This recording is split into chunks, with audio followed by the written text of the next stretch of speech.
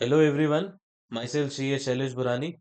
और मैं आया हूँ आपको पढ़ाने सेकेंड ग्रुप का एक बहुत ही इम्पोर्टेंट और एक बहुत ही interesting subject that is of economic commercial and intellectual property law. Topic और सब्जेक्ट का इंट्रोडक्शन से पहले सबसे पहले उन सभी स्टूडेंट्स को जो सी एस ई पास करके आए हैं अभी अभी सी एस एग्जीक्यूटिव के अंदर, उनको बहुत बहुत बधाइयाँ। एंड जो लोग ऑलरेडी सीएस के फर्स्ट ग्रुप को क्लियर कर चुके हैं उनको all the best for the second group and specially for the subject of economic commercial and intellectual property law. So जैसा कि नाम से ही अपन को पता चल रहा होगा, ये एक ऐसा सब्जेक्ट है that is very relevant in our day-to-day life, that is basically related to various topics that we experience in our day-to-day life, that is relating to your intellectual property, that includes trademark, copyright, patent, etc. उसके अलावा ये deal करता है various other regulations, जिसके अंदर अभी जो सबसे ट्रेंडिंग चल रहे हैं जैसे फ्यूजिटिव ऑफेंसर्स एक्ट, उसके अलावा जो अपने इसके अंदर रहेगा दैट वुड बी बेनामी संपत्ति एक्ट, फेमा एक्सेट्रा। तो ये सारे इंटरेस्टिंग टॉपिक को अपन कोशिश करेंगे आसान भाषा में समझने की और आपको पूरे तरीके से फेमिलियर कराने की सारे कंसेप्ट्स के साथ जो आपके डे टू डे रूटीन में और स्पेसिफिकली आपके एग्जाम पर्सपेक्टिव से आपको बहुत बहुत मदद करेंगे। सो अगर अपन बाइफरगेशन समझना चाहें एग्जाम पर्सपेक्टिव से कि कौन सा टॉपिक या कौन कौन से चैप्टर्स का वेटेज मिलाकर कितना है, कितने पार्ट्स में डिवाइडेड है, तो जैसा कि अभी अपन देख पाएंगे जो ये अपना टॉपिक रहेगा पूरा, that would be divided into two parts. That is first would be your economic law जो 60 मार्क्स का रहेगा, and second part would be relating to your intellectual property जो बाकी के बचे हुए 40 मार्क्स का रहेगा। अब इसके अंदर जो चीज अपन को समझने की रहेगी वो ये रहेगी सर कौन सा चैप्टर कितना वेटेज रखता है। तो सबसे इंपॉर्टेंट चैप्टर जो फर्स्ट पार्ट के अंदर रहेगा that would be relating to your foreign exchange management, that is FEMA,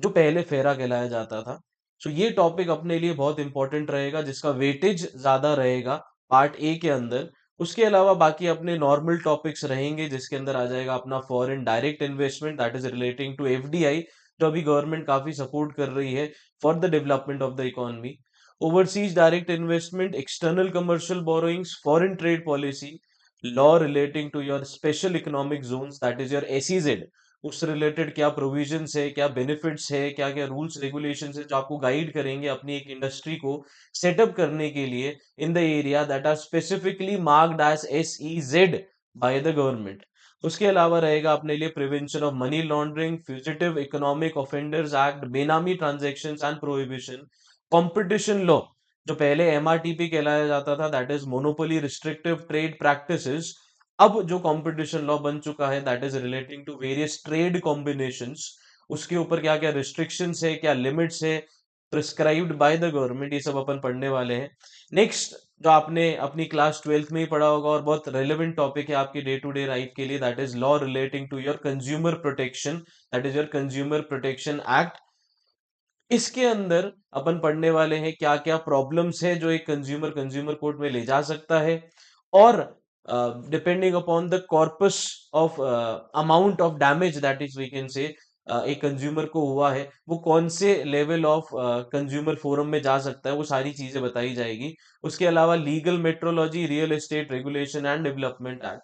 ये मिलाकर बनते हैं अपने 60 मार्क्स का पेपर। Next belongs to intellectual property rights.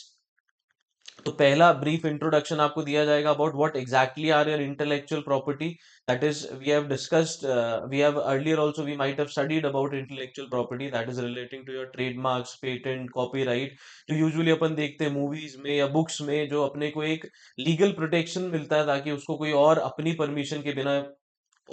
Without any authorise permission, उसका आप इस्तेमाल ना कर पाए। तो वो सारी चीजें यहाँ पर आपको बताई जाएगी। सो स्टार्ट करते हैं आज का अपना पहला topic. Will start from similar topics and अपन कोशिश करेंगे ऐसे टॉपिक्स को लिंक करके चलने की जिससे अपन को वो पर्टिकुलर टॉपिक पूरा अच्छे से समझने में आ जाए। तो अपन जो अभी पहले तीन टॉपिक्स पढ़ेंगे वो रहेंगे रिलेटिंग टू योर बेनामी transaction, your fugitive offenders act, and the most important that would B और मनी लॉन्ड्रिंग से रिलेटेड। अब ये सारे टॉपिक्स रिलेटेड इसलिए है क्योंकि ये कुछ ऐसी चीजें अब अपने देश के अंदर हो रही है जिसको रोकना बहुत ज्यादा जरूरी हो गया है। जिसके अंदर मनी लॉन्ड्रिंग एक एक्ट ऐसा है जो सबसे पहले बनाया गया था। उसके बेसिस पे अपन ने जो एक्ट्स बनाए, जो अभी एक रीसेंट केस हुआ था, if you remember, that was of Nirav Modi ने जो फ्रॉड किया था अगेंस्ट पीएनबी। तो ऐसे फ्रॉड ना हो, उन सारे फ्रॉड्स को रोकने के लिए अपन ने बनाया अपना फ्यूजिटिव ऑफेंडर्स एक्ट। और अभी जो आज का अपन पहला टॉपिक पढ़ने वाले हैं, that would be relating to your benami transactions prohibition act, that is of 1988। Now what are benami transactions? एक सिंपल सी स्टोरी से अपन इसको समझने की कोशिश करते हैं। फॉर एग्जाम्पल, मिस्टर एक्स एक बहुत बड़ा बिजनेसमैन है। उसके पास ऑलरेडी काफी सारी प्रॉपर्टीज है। सो उसने कोशिश करी एक ऐसी अच्छी प्रॉपर्टी में पैसा इन्वेस्ट करने की जिसको बेचकर वापस उसको फायदा हो। बट अगर वो उसके ऑफिशियल बुक्स ऑफ अकाउंट्स में नोटिफाई हो जाएगा तो उसके ऊपर उसको कैपिटल गेन टैक्स देना पड़ेगा। सो उसको जो अपनी टैक्स लायबिलिटी को इवेड करने के लिए या अथॉरिटीज को डिफ्रॉड करने के लिए लोगों ने चालू कर दिए बेनामी ट्रांजैक्शन। बेनामी ट्रांजैक्शन यानी इंटरेस्ट किसी और पर्सन का है, बट वो पर्टिकुलर एसेट किसी और के नाम पे लिस्टेड है। सो जिस पर्सन का इंटरेस्ट है वो एक्चुअल में उस चीज को कंट्रोल कर रहा है, बट ऑफिशियली कहीं पे भी उसका नाम मेंशन्ड नहीं है। ये सारे ट्रांजैक्शंस जो भी एक इंसान करता है, the ultimate objective is to defraud the authorities, that is to evade taxation procedures that have been formulated by the government. यानी टैक्स चोरी के लिए, टैक्स इवेजन के लिए ये सारे ट्रांजैक्शंस किए जाते हैं। तो स्टार्ट करते हैं अपना topic, that is of benami transaction prohibition act of 1988। So अब इसके अंदर अगर हम समझना चाहें बेसिक डेफिनेशंस और transactions, that is the benami transaction prohibition act of 1988 was enacted to prohibit it. यानी प्रोहिबिट मतलब रोकना। क्या चीज रोकने हैं अपन को? प्रोहिबिट, यहाँ पे अपन को एक वर्ड दिख रहा है रोकना, that means benami transactions and right to recover property held benami, यानी ओरिजिनल जिसके जो ओनर है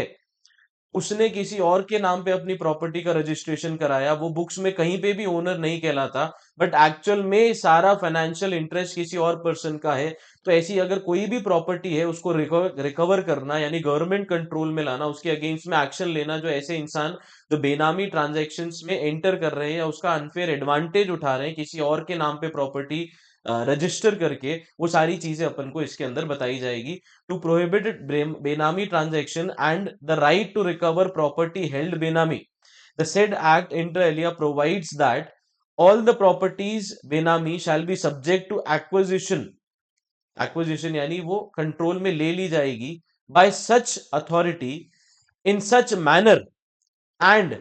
आफ्टर फॉलोइंग सच प्रोसीजर में बी प्रिस्क्राइब्ड। यानी इस लॉ के अंदर आपको सारी की सारी चीजें बताई जाएगी, यानी किस तरीके से आप बेनामी प्रॉपर्टीज को गवर्नमेंट कंट्रोल में लाएंगे, क्या प्रोसीजर फॉलो किया जाएगा, और जो भी इंसान ऐसे ट्रांजैक्शंस के पीछे है उसके अगेंस्ट में क्या एक्शन लिया जाएगा, क्या प्रोसीजर रहेगा, किस तरीके से नोटिस भेजे जाएंगे, किस तरीके से प्रूफ इकट्ठा किया जाएगा, कौन सी अथॉरिटीज यहाँ पर एक लीडिंग रोल प्ले करेंगी, वो सारी चीजें अपन को इस एक्ट के द्वारा बताई गई है।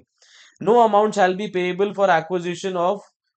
बेनामी property held benami, that is no amount shall be payable. अब no amount shall be payable का मतलब ये हो जाता है अगर गवर्नमेंट आपकी प्रॉपर्टी को सीज कर रही है जो कि एक बेनामी प्रॉपर्टी है, तो उसके बदले में गवर्नमेंट आपको कोई भी अमाउंट नहीं देगी। Reason being that is considered to be wrong by the government. तो गवर्नमेंट अगर उसको अपने कंट्रोल में लेके आ रही है, सिंस इट इज अ बेनामी ट्रांजेक्शन, अगर कोई नॉर्मल ट्रांजेक्शन होता जिसमें आप रजिस्टर्ड ओनर होते, प्रॉपर ओनर होते, प्रॉपर तरीके से आपने पेमेंट किया हुआ है, वो प्रॉपर्टी आपके नाम पे रजिस्टर्ड है, अगर ऐसी कोई प्रॉपर्टी गवर्नमेंट एक्वायर करती है तो उसके लिए गवर्नमेंट कंपनसेशन देती है। बट यहाँ पर क्योंकि आपने एक बेनामी प्रॉपर्टी अपने नाम कर रखी थी, so for that if the government is acquiring that property, that is government अपने कंट्रोल में ले रही है, तो उसके बदले में गवर्नमेंट आपको कुछ भी पेमेंट नहीं करेगी, जो यहाँ पर स्पेसिफिकली मेंशन्ड है। The purchase of property by any person in the name of his wife और unmarried daughter for the benefit would not be बेनामी ट्रांजेक्शन। नाउ अगर आप अपने इमीडिएट फैमिली मेंबर्स के नाम पे प्रॉपर्टी खरीद रहे हैं या उनके बेनिफिट के लिए प्रॉपर्टी खरीद रहे हैं जिसका पेमेंट आप कर रहे हैं, so that would not be considered as benami transaction. Benami transaction usually अगर अपन समझना चाहे, एक मालिक अपने वर्कर या अपने हेल्पर जो उसके घर पे या ऑफिस पे काम करता है, उनके नाम पे अगर प्रॉपर्टी रजिस्टर कर रहा है just to evade taxation procedure, just to evade the benefits to be recorded in his books of account, अगर ऐसा कोई ट्रांजेक्शन या इस मालिफाइड इंटेंशन के साथ अगर कोई ट्रांजेक्शन किया जाता है, तो ही वो बेनामी ट्रांजेक्शन के अंदर काउंट किया जाएगा। तो ये चीज अपन को दिमाग में रखनी। The securities held by depository as registered owner under the provisions of the depositories act 1996 और participant as an agent of an depository would not be benami transaction, यानी आपके बिहाफ पे अगर सिक्योरिटीज होल्ड कर रहा है आपका depository participant according to the act that is specifically mentioned, तो उसके केस में भी बेनामी ट्रांजैक्शंस का प्रोविजंस एप्लीकेबल नहीं होंगे। सो बेसिकली अपन को सिर्फ यही चीज समझनी है, अगर आपका मालाफाइड इंटेंशन है या लीगली उस चीज की परमिशन नहीं है और आपने किसी और के नाम पे बेनामी प्रॉपर्टी रखी हुई है, दैट इज ओनर कोई और, उसका नाम कहीं पे भी नहीं है,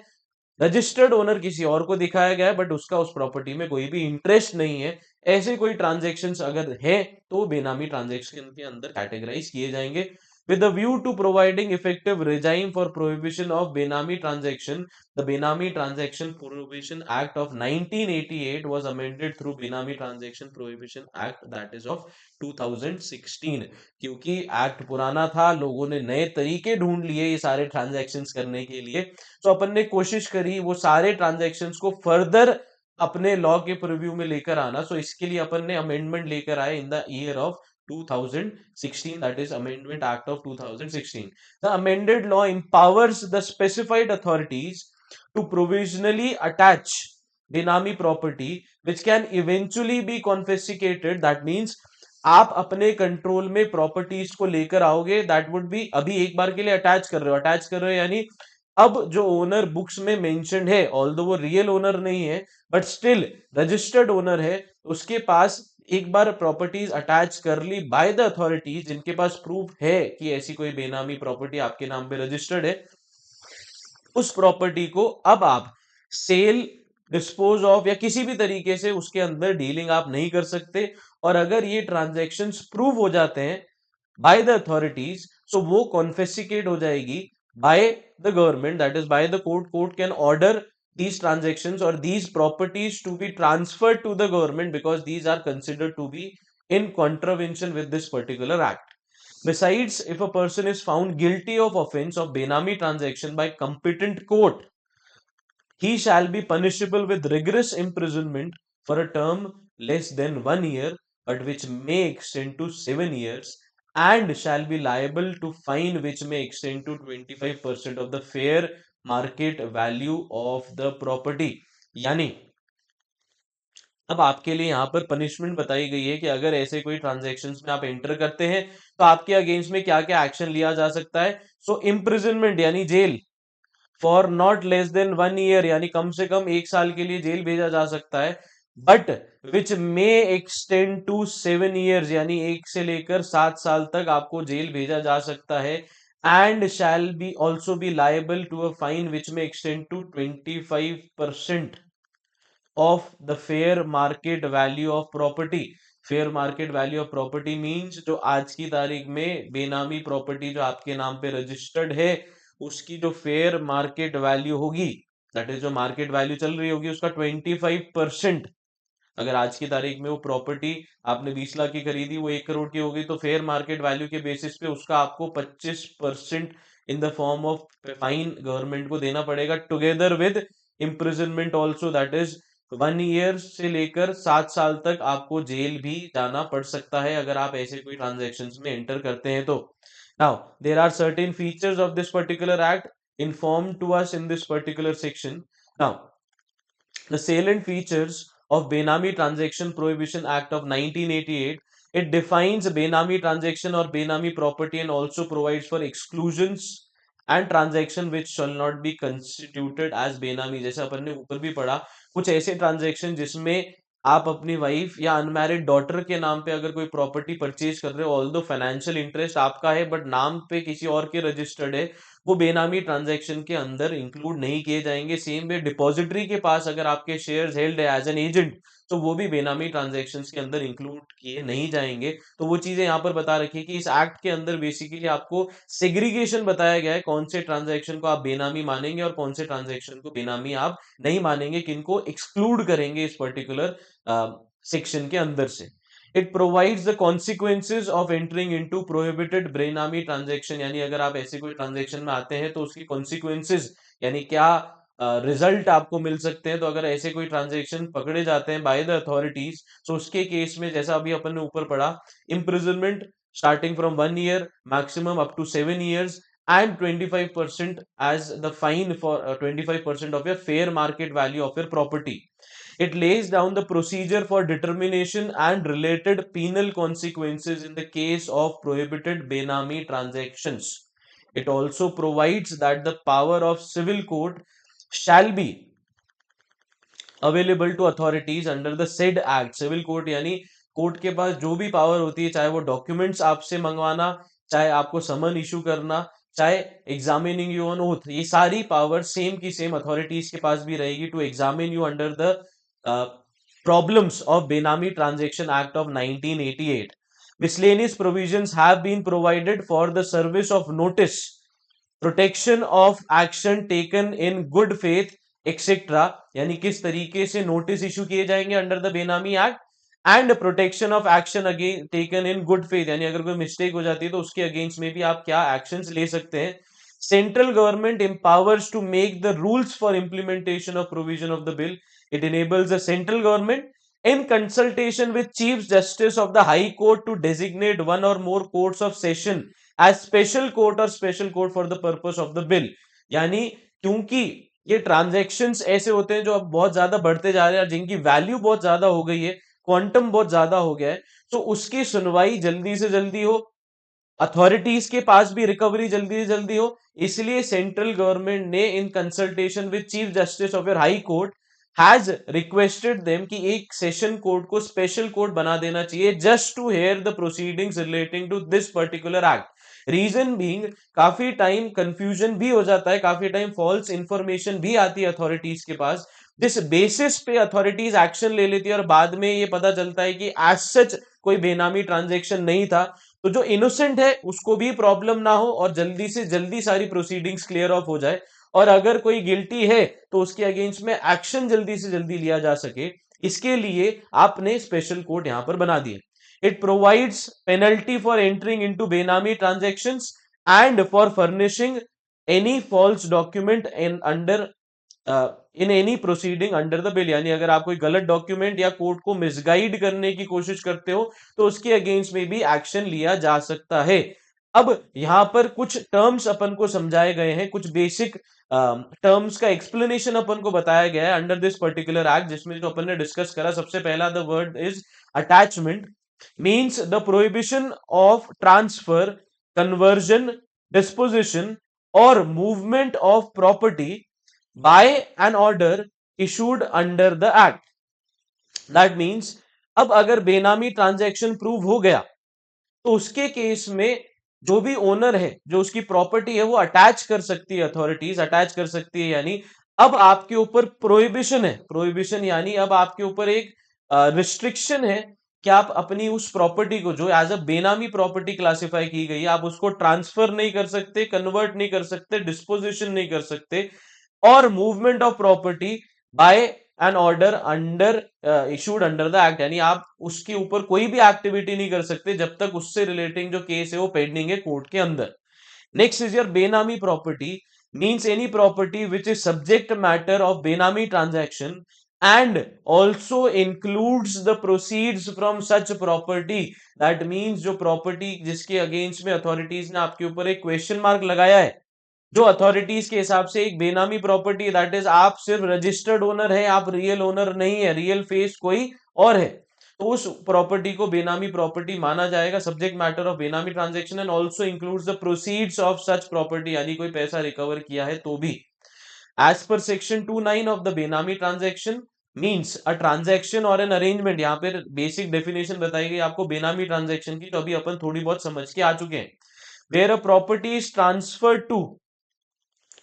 or is held by a person and the consideration for such property has been provided और पेड बाय अनदर पर्सन, यानी सेम चीज अपन ने समझी, ओनर ने अपने वर्कर या अपने हेल्पर के नाम पे प्रॉपर्टी खरीद ली, डॉक्यूमेंट में रजिस्टर्ड ओनर उसका वर्कर है, बट उसका जो भी पेमेंट है, जो भी कंसिडरेशन है, वो एक्चुअली किसी और पर्सन ने पे किया है, so that is why it is considered to be a benami transaction. The property is held for the immediate or future benefit, direct or indirect, of the person who has provided the consideration। यानी जब property की value बढ़ेगी, आप उसको बेचोगे, उससे जो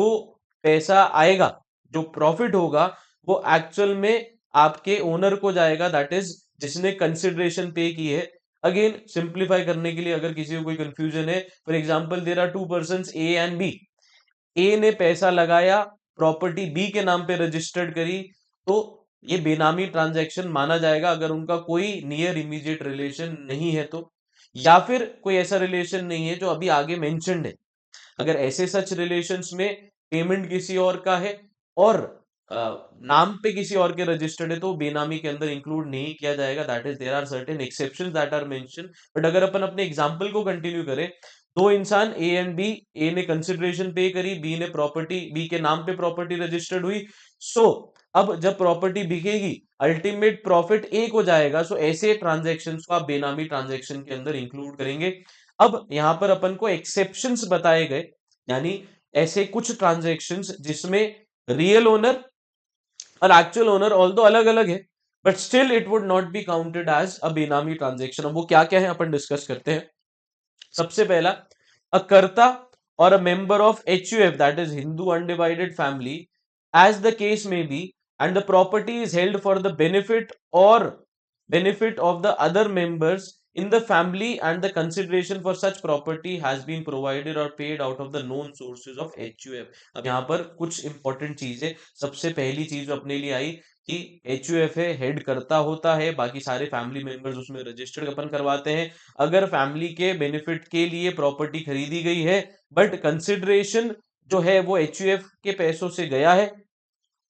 but यहाँ पर एक इंपॉर्टेंट चीज है, that is your known sources. Known sources के मतलब ये हो जाता है कि सारे की सारी डिस्क्लोज इनकम थी, प्रॉपर तरीके से आप ट्रेल कर सकते हो कि प्रॉपर्टी किसने खरीदी और कहां से पैसा आया। जहां पर ट्रैक करना या ट्रेल करना पॉसिबल नहीं होता, वो अथॉरिटीज को एक सस्पिशन देता है कि ये ट्रांजेक्शन शायद एक बेनामी ट्रांजेक्शन हो सकता है। बट क्योंकि यहाँ पर अपन को पता है HUF का हेड होता है कर्ता, एंड एक कॉमन अकाउंट से अगर पेमेंट हो रहा है, नोन सोर्सेज से पेमेंट हो रहा है, तो उसके लिए अगर प्रॉपर्टी खरीदी जा रही है, HUF के लिए प्रॉपर्टी या HUF के पैसे से प्रॉपर्टी खरीदी जा रही है for the benefit of members, तो वो बेनामी ट्रांजेक्शन के अंदर नहीं आएगा।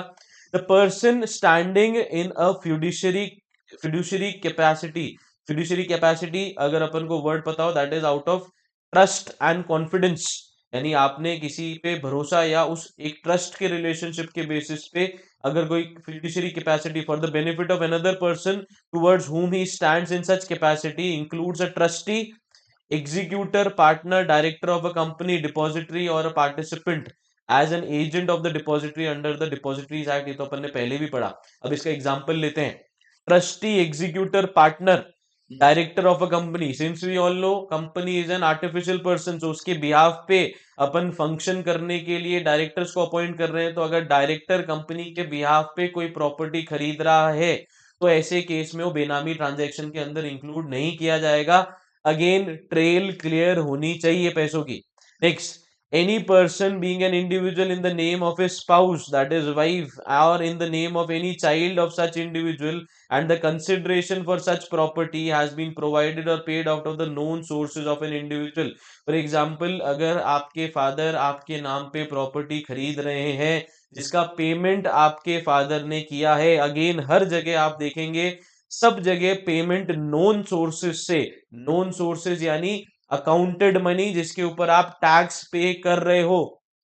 अगर अननोन सोर्सेज, अनअकाउंटेड मनी या टैक्स इवेडेड मनी है, तो वो ट्रांजैक्शंस बेनामी के अंदर आते हैं। अगर क्लियर मनी है, क्लियर ट्रेल है, उससे अगर आप पेमेंट कर कर प्रॉपर्टी खरीद रहे हैं, इस पर्टिकुलर केस में अगर अपन देखें, स्पाउस यानी वाइफ के नाम पे या बच्चों के नाम पे अगर आप प्रॉपर्टी खरीद रहे हैं जिसका पेमेंट हस्बैंड कर रहा है या फादर कर रहा है, in the respective scenario, and जिसके again paid out of known sources, जो अपन को ध्यान रखना है, यानी कि जो सोर्सेज है आपका पेमेंट का, that should be accounted money, that we have to keep in mind. Next, any person in the name of his brother और सिस्टर और लीनियर असेंडेंट, यानी एक जनरेशन पहले, और डिसेंडेंट यानी एक जनरेशन बाद, where the name of brother, sister or linear ascendant, descendant and the individual appear as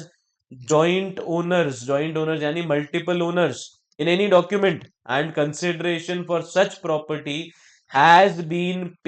provided or paid out of again the known sources of individual। अब यहाँ पर जो अपन को चीज समझनी है, अगेन द सेम थिंग, पहले वाले केस में आपने वाइफ का सिचुएशन लिया एंड बच्चों का सिचुएशन लिया। नेक्स्ट केस में आपको बताया गया ब्रदर सिस्टर लीनियर असेंडेंट, यानी आपसे पहले की जनरेशन, लीनियर डिसेंडेंट आपके बाद की जनरेशन। अगर उनके साथ आपका नाम है joint owners,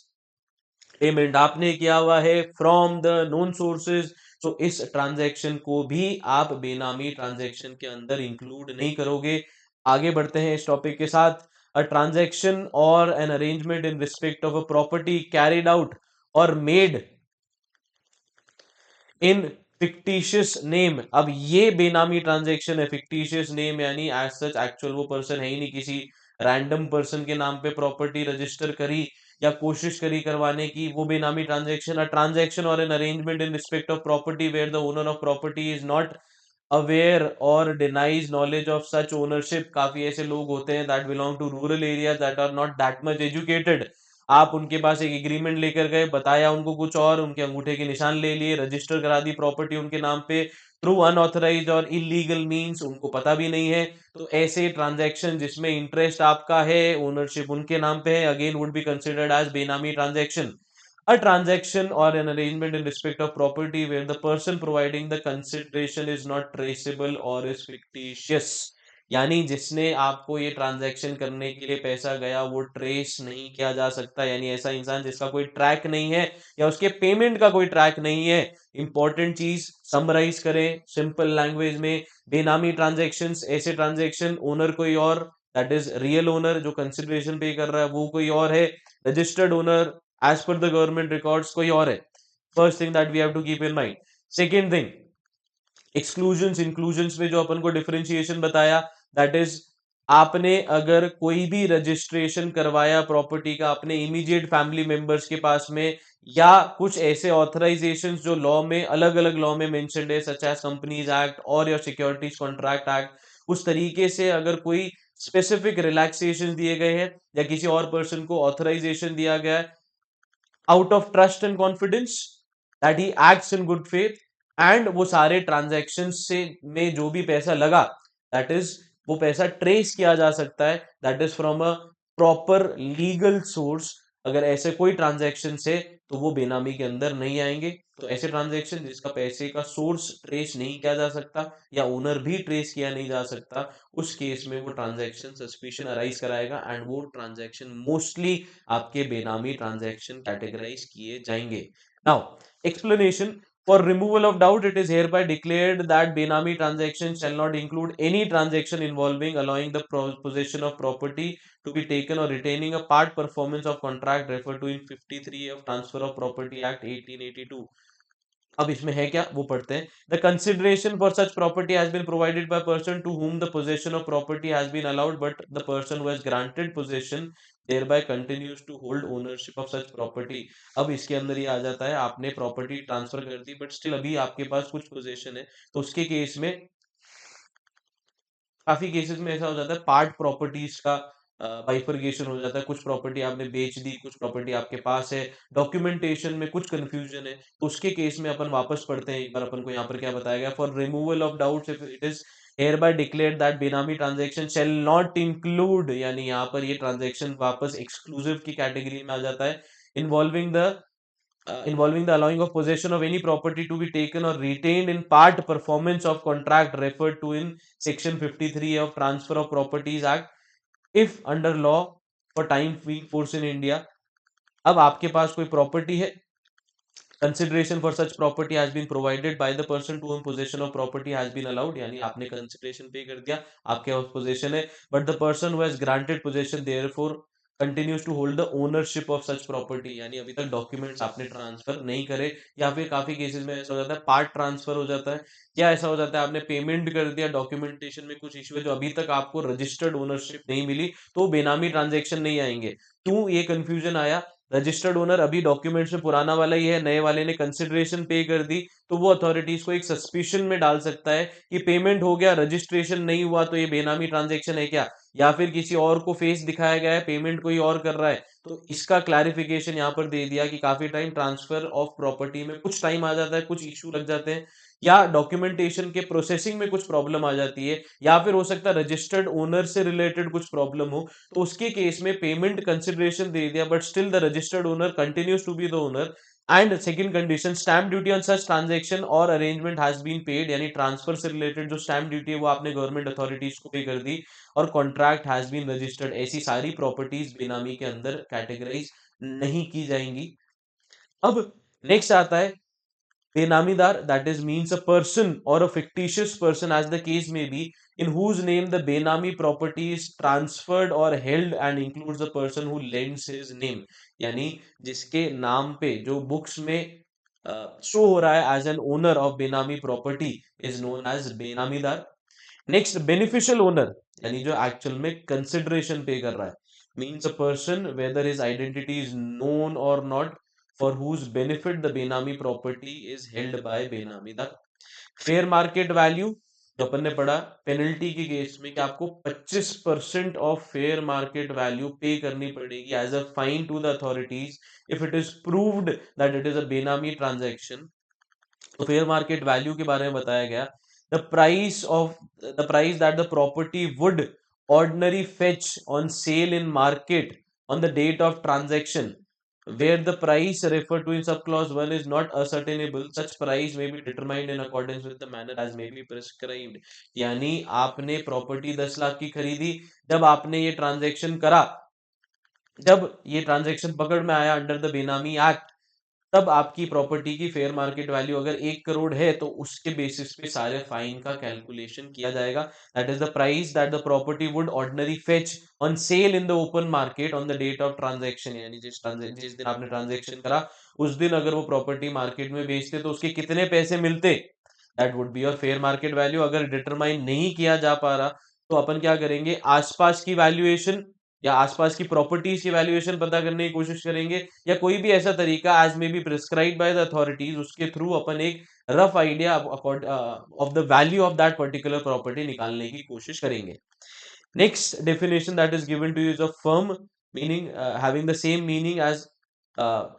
assigned to it in section 4 of Indian Partnership Act of 1932 and include a LLP as defined in LLP Act। Basically जो पार्टनरशिप एक्ट अपन ने पढ़ा है उसके अंदर जो भी डेफिनेशन है फर्म की, दैट इज टू और more person carrying out business on behalf of each other on behalf of both of them, that would be considered as a firm, partnership firm। Clear? उसके लिए partnership deed, वो सारे documentation जो अपन ने पहले पढ़े हुए हैं, वो सारी चीजें यहाँ पर अपन को वापस दिमाग में लानी है। Partnership shall have the same meaning as assigned to it in the Section 4 of Indian Partnership Act 1932 and shall include a limited liability partnership। यानी दो पार्टनर्स, अपन ने जैसा पहले ही पढ़ा होगा, partners represent each other on behalf of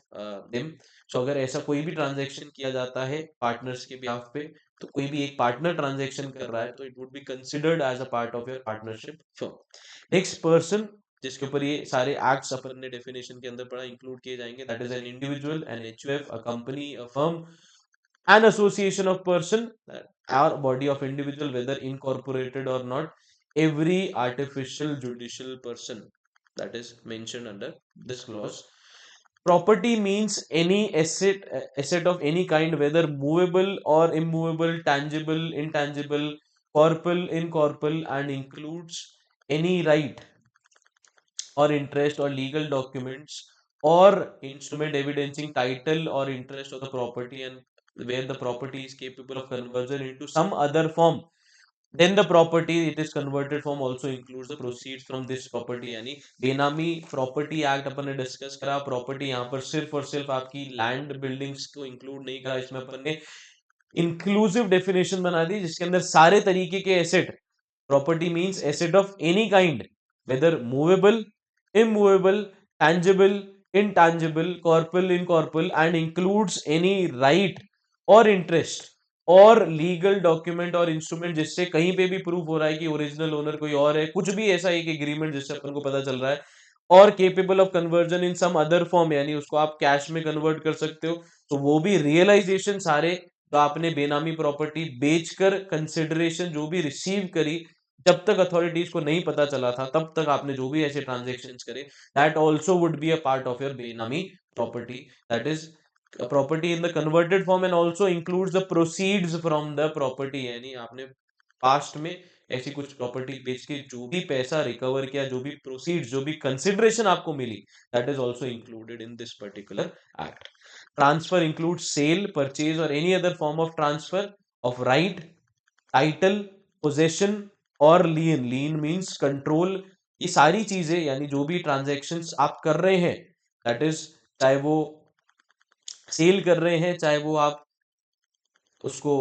transfer कर रहे हैं, title, possession. Possession means ownership आपके पास है, अभी उसका कंट्रोल किसी और के पास है. अगर किसी भी तरीके से आप ये सारी चीजें कर रहे हैं जिसमें अगेन आप अवॉइड करना चाहते हैं टैक्स अथॉरिटीज को जो भी पेमेंट करना है उसको, तो वो सारी चीजें ट्रांसफर के अंदर इंक्लूड की जाएगी. तो अब ये था एक ब्रीफ इंट्रोडक्शन अबाउट आवर बेनामी प्रॉपर्टीज एक्ट. तो अगर अपन इसको कंक्लूड करना चाहे, ये सारी चीजें गवर्नमेंट द्वारा इसीलिए चालू की गई है ताकि जो भी ऐसे ट्रांजैक्शंस है जिससे गवर्नमेंट को रेवेन्यू पार्ट पे लॉस हो रहा है in the form of tax evasion, या ऐसे ट्रांजैक्शन जो रिजल्ट करते हैं in increasing the black money, although ये ट्रांजैक्शन होते भी ब्लैक मनी से है मोस्टली, एंड इनकी वजह से ब्लैक मनी बढ़ता भी है, that is unaccounted money for which the people are not paying taxes to the government, जिससे गवर्नमेंट को बहुत ज्यादा प्रॉब्लम्स हो सकती है, इकोनॉमिक ग्रोथ आपकी बहुत ज्यादा प्रॉब्लमैटिक सिचुएशन में आ सकती है. तो ये सारे ट्रांजैक्शंस को रोकने के लिए, दैट इज बेनामी ट्रांजैक्शन जिसमें रियल बेनिफिट किसी और इंसान को पहुंच रहा है, एक्चुअल कंट्रोल किसी और इंसान के पास है और रजिस्टर्ड ओनर कोई और है, तो अगर ऐसे कोई ट्रांजैक्शंस है जिससे एक तरीके से आप डिफ्रॉड कर रहे हो to the tax authorities, to the government, या आप कोशिश कर रहे हो परेशान करने की गवर्नमेंट को, तो ऐसे सारे ट्रांजैक्शंस को रोकने के लिए अपन ने एक इंपॉर्टेंट एक्ट बनाया, दैट इज ऑफ बेनामी ट्रांजैक्शंस एक्ट ऑफ 1988. सो ये होता है अपना introductory part of this particular chapter, that is of benami property complete. इसमें अपन ने बेसिक टर्म्स समझे, डेफिनेशन समझी, और ये एक्ट के अंदर क्या क्या इंक्लूड किया जाएगा, क्या एक्सक्लूड किया जाएगा, कोई कंफ्यूजन ना हो, क्योंकि काफी ऐसे ट्रांजेक्शन्स होते हैं जैसा अपन ने डिस्कस भी करे. अगर हस्बैंड अपनी वाइफ के नाम पे प्रॉपर्टी परचेज कर रहा है, रजिस्टर्ड ओनर वाइफ है, interest that is payment consideration is done by the husband, but उसके पेमेंट सोर्सेज लीगल है, क्लियर है, ट्रेल आप कर सकते हो उसकी सारी इनकम को, तो अपन को वो बताया गया कि कौन से ट्रांजैक्शन से अपन को कंफ्यूज नहीं होना टू बी कंसिडर्ड एज बेनामी एक्ट. क्लियर. सो ये सारी चीजें अपन ने डिस्कस करी इन this particular, that is of introductory lecture regarding बेनामी प्रॉपर्टी एक्ट. मिलते हैं नेक्स्ट क्लास के अंदर जिसमें अपन डिटेल में डिस्कस करेंगे प्रोविजंस एंड डॉक्यूमेंट्स, जिस तरीके से अपन को प्रिपेयर करने हैं, किस तरीके से अपन को ये सारी चीजों को मैनेज करना है, किस तरीके से नोटिस भेजे जाएंगे, किस तरीके से रिस्पॉन्स सबमिट किया जाएगा, किस तरीके से अथॉरिटीज अपने एक्शन लेगी, वो अपन कंटिन्यू करेंगे अपने अगले लेक्चर के अंदर. Till then keep working hard. Thank you and have a nice day.